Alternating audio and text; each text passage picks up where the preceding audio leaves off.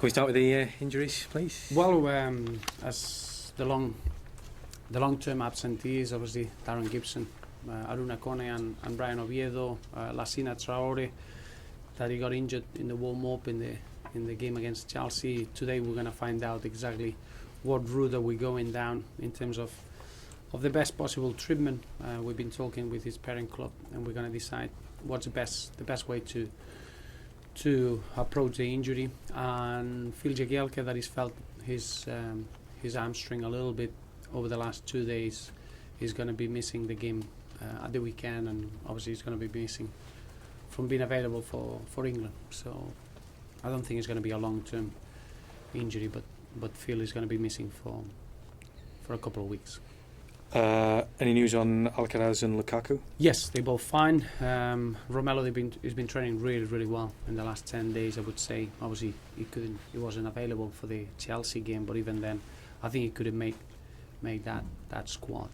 Antolin, exactly the same. We need to be really careful. He's always working really well, but we need to control his amount of playing time. But they're both available for Saturday and in a very good moment. In terms of Traore, you said you thought it might be weeks. What's your sort of gut feeling on what we're looking at here? Well, I think we need to remember the type of player that he is. He's as a sprinter, and those injuries very similar to the one that we picked up with Gerard Deulofeu. They are very. You need to be very careful how you treat them, so they don't come back. With Lassina, he had a previous injury a few months back, and now he was fully fit and just without fatigue, because obviously in the warm-up of a game you don't accumulate any fatigue.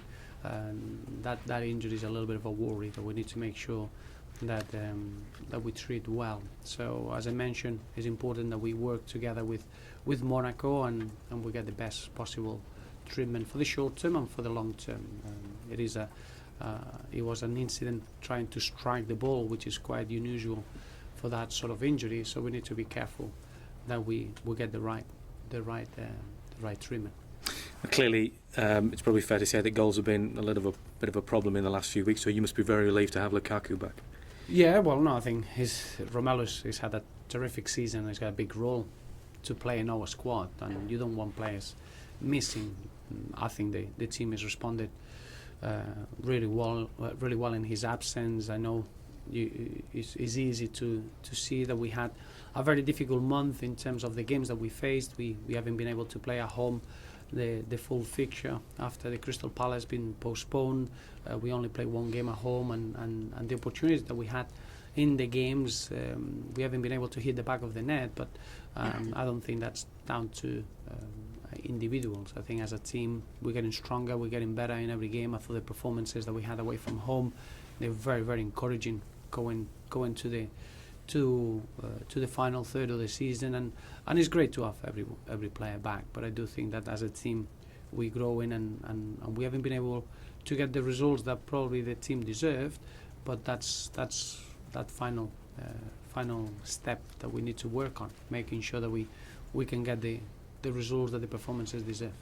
In that respect, you said that after the Chelsea game that Chelsea used every trick in the book. Do you think that was maybe a learning experience then for some of your players? It always is. I think it's important. We always want to play well, and we're going to be the better side, and therefore get the reward of the result. I think what you saw on Saturday is that know-how and experience plays a big part in being able to get results at times without even being the better side. And I think that's a great knack to have. All the winning sides have that, and I think it's important that we develop that as well, because it's important at times that over a long period you're not going to play well every single time, but it's a big important aspect of your side when you can get points, or you can get results when the team maybe, if you assess the overall performance, don't deserve that scoreline. So that's part of the learning curve. But I must admit the performance at Stamford Bridge was very, very pleasing from our point of view in terms of going away from home, being able to dominate the way we did the first half. Second half, as you would expect, the home team coming at you, and we defended really well, and you couldn't see how we could concede a goal from open play. So that was very pleasing. Still, an area where we need to take our chances to make sure that we get the right scoreline. But it was a very good experience. If you can build on performances like that, then how do you assess what your ambitions might be this season? Because you're 11 points off fourth at the moment, but 5 points off fifth. Is fifth the more realistic option, do you think, at the moment? No, we're not looking that way. I don't think the table reflects our pure potential, because at the moment, as I mentioned, it's only one game that we've been able to play at home in February in this month.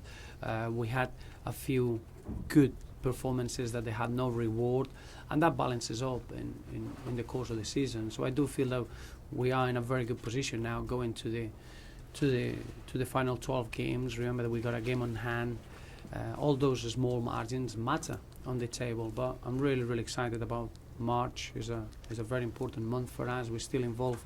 When you go into March and you're still involved in two competitions, that is always an exciting moment.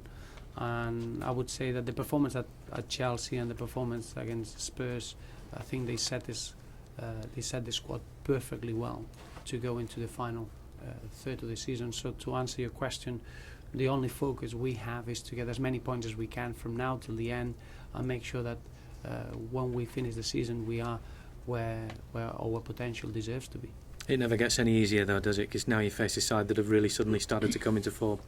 I think West Ham deserves huge credit. I've seen it many times that you get into a bit of a negative run, and it's very difficult to be consistent after that. You can come up with a good result, and then all of a sudden you get back to negative results. I think to see a team like West Ham, that they accumulated, I think it's only one goal conceded in the last 5 games, and 4 straight wins after a good draw at Stamford Bridge is the team in form, and there's no two ways about it. And I think they deserve, from Sam Allardyce and the team, deserve huge credit, because it's not easy to do that. It's easy to do it when the things are going well and you're accumulating good positive results, but it's not easy when you had, for one reason or another, a tough season. So we know what we're facing. We know that we'll have to be at our best, but from our point of view, we're delighted that we come into Goodison Park and we'll be able to rely on our fans to enjoy our football.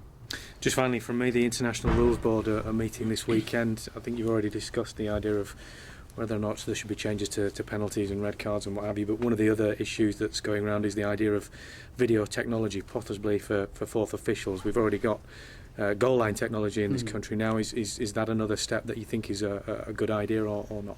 I don't. I've been very clear in that respect. I think goal line technology is a massive help to the referees, and I think referees need as much help as they can get. I think having replay on the fourth official, first, I don't think that goes with the nature of the game, and second, I don't think the fourth official has got the perfect environment to do that. If you would imagine, it gets a bit chaotic in the technical area. If on top you're giving the fourth official the opportunity to review the last action, I think it would become, maybe we would need an extra camera just to see the reaction of the two technical areas. That could be a different sport. No, I'm not in favour of that at all. Thanks, Roberto. Roberto, you said a moment ago that Sam Allardyce deserves credit for West Ham's season. Does he also deserve credit for the way he's been able to turn the perception around as well? Because at one point this year, his job was under severe threat, and the form that they're in at the moment, as you say, has been some of the best in the country. Yes, well, I think that's a little bit from the outside.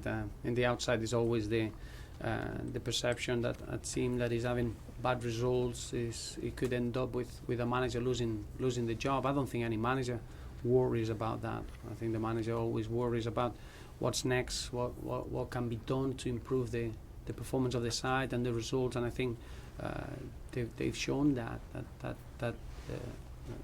continuity at the club is paid off incredible dividends, and they deserve the credit that they're getting now. As I mentioned, you could get a good result for whatever reason. I think what's very difficult is to back it up with 4 results on the trot and following the good draw that they had at Stamford Bridge. So this is a very good moment of form of West Ham. We know what they're going to bring on top of all the organisation and the amazing defensive record that they have. You're going to see a team now full of confidence and with a real enjoyment in what they do. So we need to be at our best. But as I mentioned, we do feel that we've been really unfair with the rewards that we had after our performances, and when you feel that way, you can't wait to get home and enjoy your football in front of your crowd, and it's important that we do that at the weekend.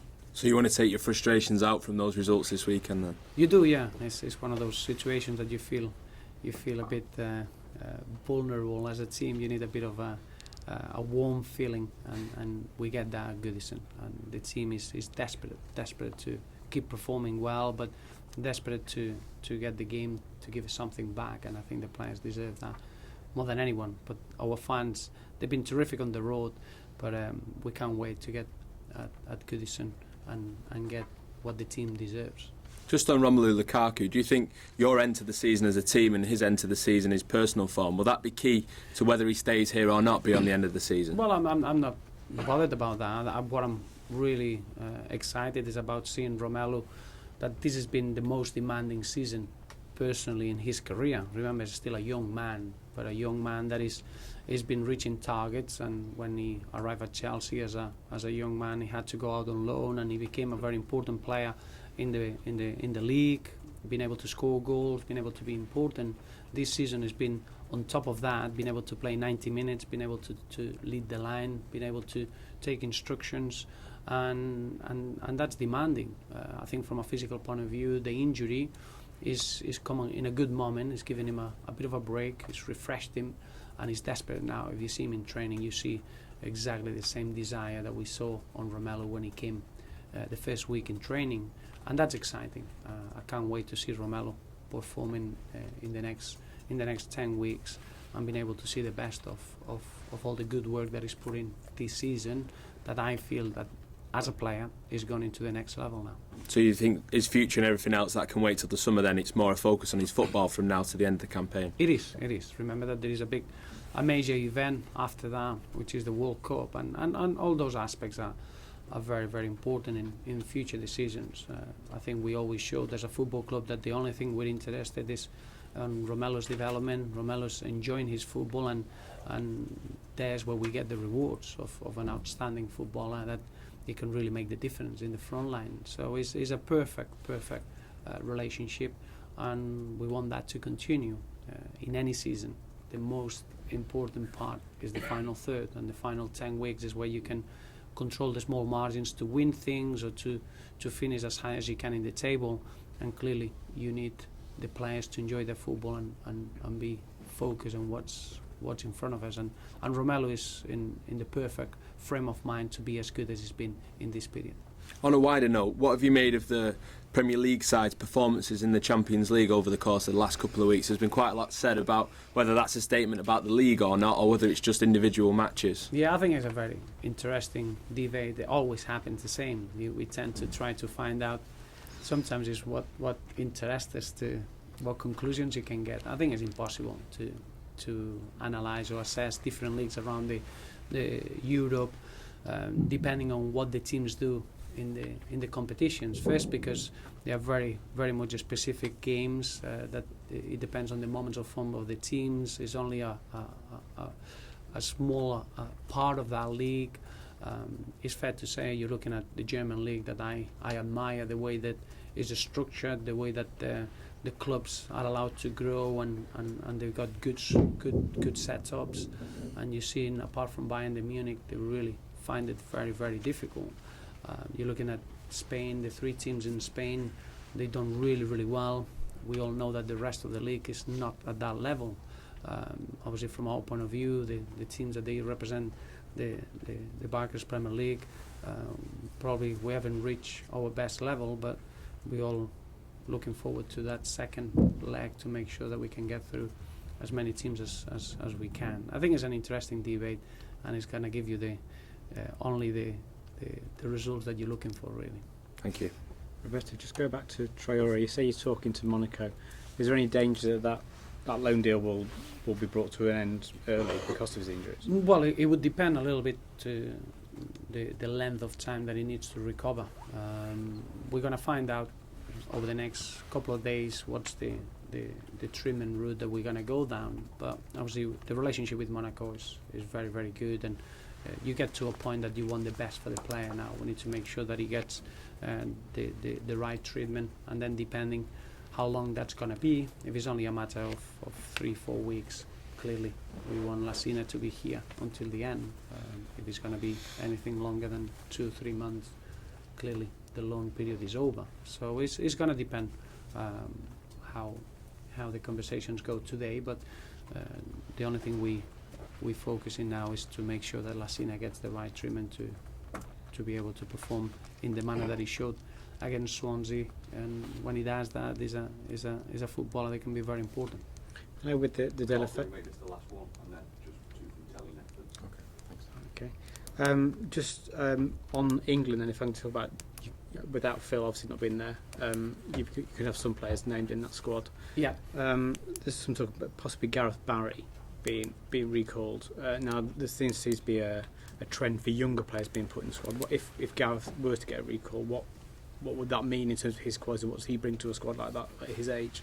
Well, I think we've been talking a lot about the great choices that this England squad can have for the World Cup. Obviously, there are many players that, judging them in the form that they've shown in the league, they're ready to help the side. And I think Gareth is one of those. The experience that he brings is quite unique. There are not many players that they got over 500 appearances in the Premier League. Not many English players that they play that role with that efficiency and that understanding and that know-how. So obviously he's a footballer that he can be very, very helpful to any squad. But obviously the national team coach knows exactly how he wants to use his team, and he's got a clear understanding of all the players available. So we all support it. From Everton point of view, we're always delighted when we get our players called up and they're allowed to represent the country. And as you can imagine, it would be a great honour for everyone involved. But that's is a great problem to have for Roy Hodgson, because there are many good youngsters coming through this season that they show that they want to help the team, and then you got the experienced players that they still performing at a very good level. So from our point of view, all those rumours are very, very positive. Mr. Martinez, good morning. Good morning. We're from Belgium. We're here to make Welcome. a portrait of Kevin and Romelu. When you think about Kevin Mirallas, what's the first thing that comes to mind? Well, star quality. I think Kevin has got that nature of being an important player, and you don't get that too often. I think Kevin has been developing this season. Probably the first campaign always takes a little bit of time to settle into the physicality of the league. He was very successful in Greece, but when he arrived to our league, he had to adapt a little bit. And this season, I've been delighted with his form, the way that he's taken responsibility. He's been able to adapt in different roles, and he's always a reliable player in that respect. You get sort of players that they carry an extra edge to make the right pass or the right run or the right decision when is really needed.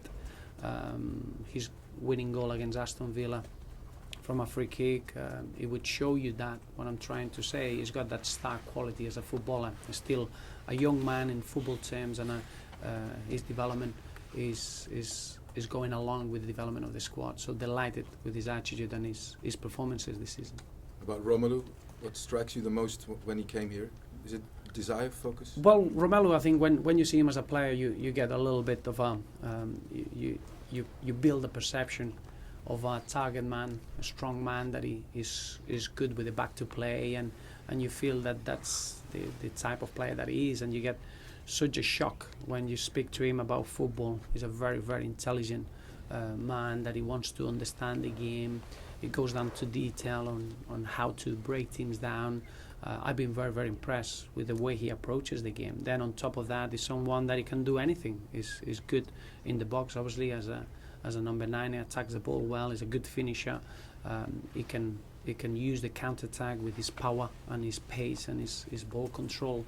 He can hold the ball well. So as number 9 is as complete as you're going to get in world football. Something that is a rare breed to have such a talented footballer from a technical point of view, having that target man role. So then you look at his age, and you get you get quite surprised with the package that Romelu brings.